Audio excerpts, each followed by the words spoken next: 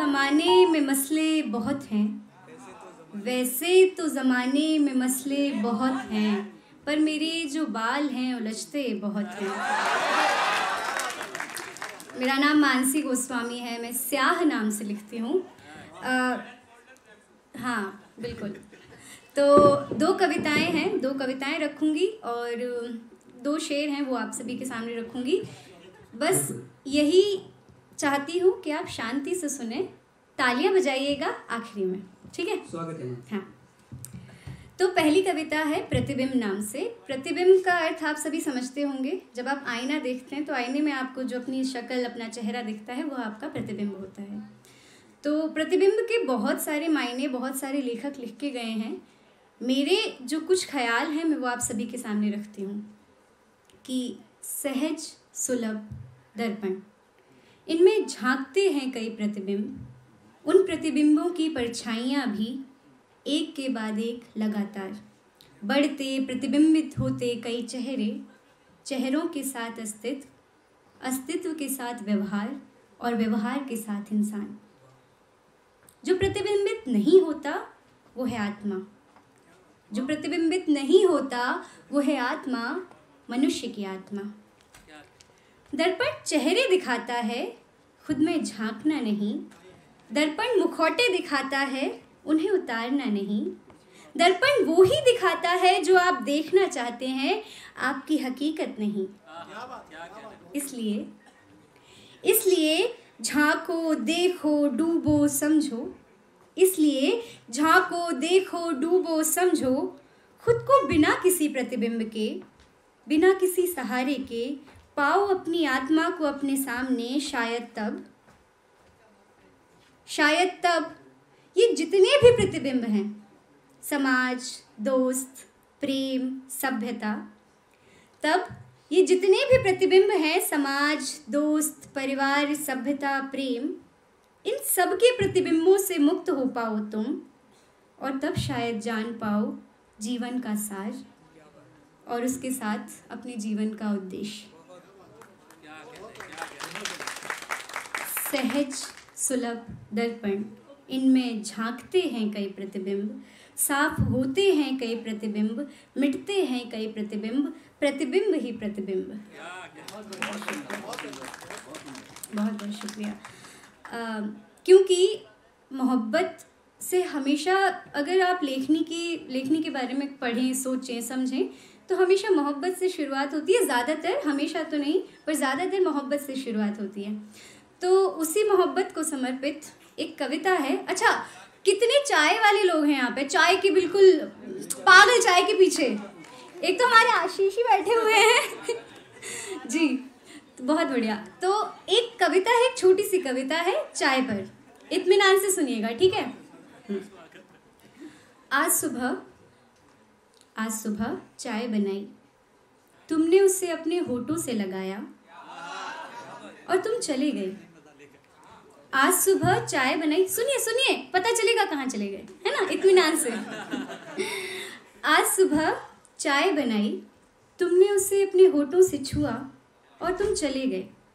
वो चाय का कप जिसमें अभी भी कुछ चाय बाकी है, उसी टेबल पर रखा है जहाँ तुम उसे छोड़ कर गए थे।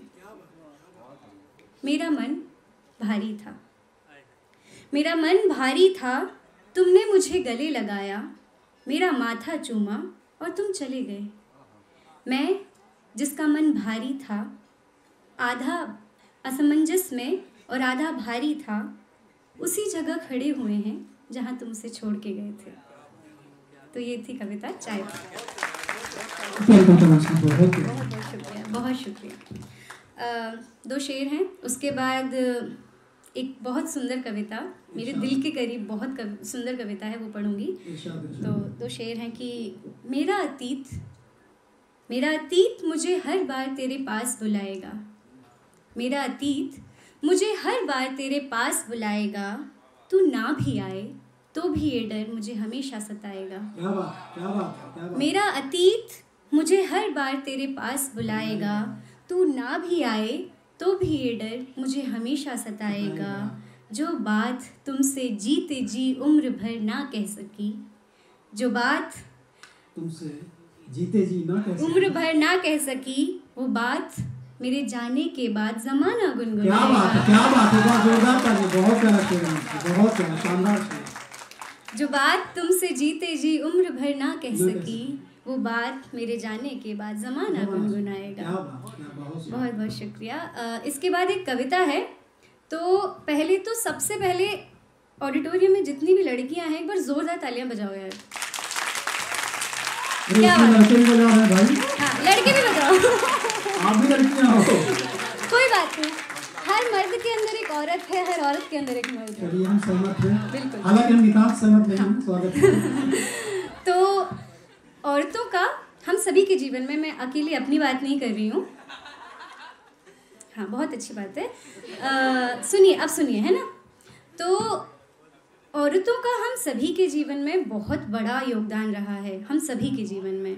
बचपन से लेके हम बड़े हुए यहाँ तक आए हैं, औरतें कहीं ना कहीं आपके हर स्टेज पे आपके साथ रही हैं, आप बड़े हुए हैं उनके साथ, उनके बिना आप शायद यहाँ तक नहीं पहुँच पाते। मेरी ज़िंदगी में मेरी दादी, मेरी माँ, और उसके बाद जब मैं दिल्ली आई तो मेरे कॉलेज में मुझे बहुत सारी इतनी खूबसूरत लड़कियाँ मिली हैं जिनसे मैंने बहुत सीखा है, प्रेम करना सीखा है, लड़ना सीखा है, लिखना सीखा है, उन्हें ग्रो होते देखा है, उनके साथ साथ खुद को भी ग्रो होते देखा है।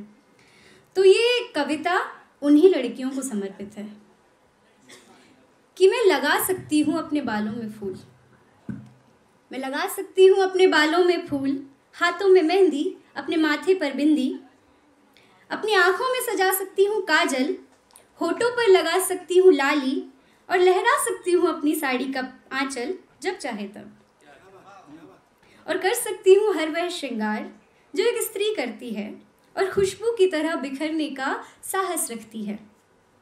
पर मैंने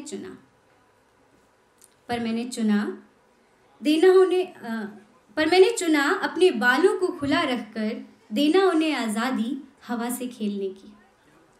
मैंने चुना अपने हाथों से लिखना दुनिया के दर्द और पीड़ा, अपनी आँखों से बहा देना चुना वे सभी आंसू जो सूख गए हैं, जो मुझे मेरे कमज़ोर होने का आभास कराते हैं।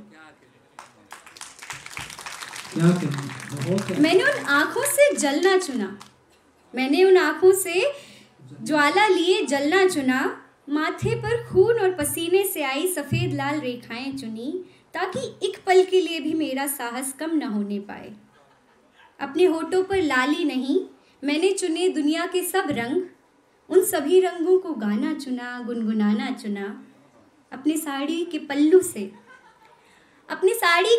से बांध दी दुनिया भर की चिंताएं और डर, और लटका दिया उसे अपनी कमर के पीछे, ताकि वो सब चीज़ें ज़मीन से रगड़ती हुई मिट्टी में खाक होती जाएं, मेरे जहन से उतरती जाएं। क्या बात है, क्या बात है, बहुत खूब। अब आगे भी मैं चुनूंगी कोशिश करना, अब आगे भी मैं चुनूंगी कोशिश करना, हार के भेस में मिली जीत को अपनाना। मैं चुनूंगी वो सब जिसे चुनना कठिन रहा है हर सदी में हम सभी के लिए। मैं चुनूंगी वो सब जो कठिन रहा है हर सदी में हम सभी के लिए। मैं चुनूंगी लड़ना, हमेशा और हमेशा लड़ना, क्योंकि बिना लड़े कुछ संभव नहीं है, बिना लड़े कुछ भी संभव नहीं है। तो लड़ते रहिए। सबसे पहली और सबसे ज़रूरी बात यही है, आप मनुष्य हैं, जिस भी चीज़ से आप लड़ रहे हैं, हम सभी कहीं ना कहीं किसी न किसी चीज़ के लिए लड़ रहे हैं। तो लड़ते रहिए, क्योंकि बिना लड़े कुछ संभव नहीं है। प्यार करते रहिए, क्योंकि बिना प्यार के दुनिया उजड़ने को है। और क्या बात है, बहुत अच्छी कविता, बहुत बहुत शुक्रिया, आप लोगों ने बहुत अच्छा सुना। एक बार अपने लिए एक बार बहुत जोरदार तालियां हो जाए।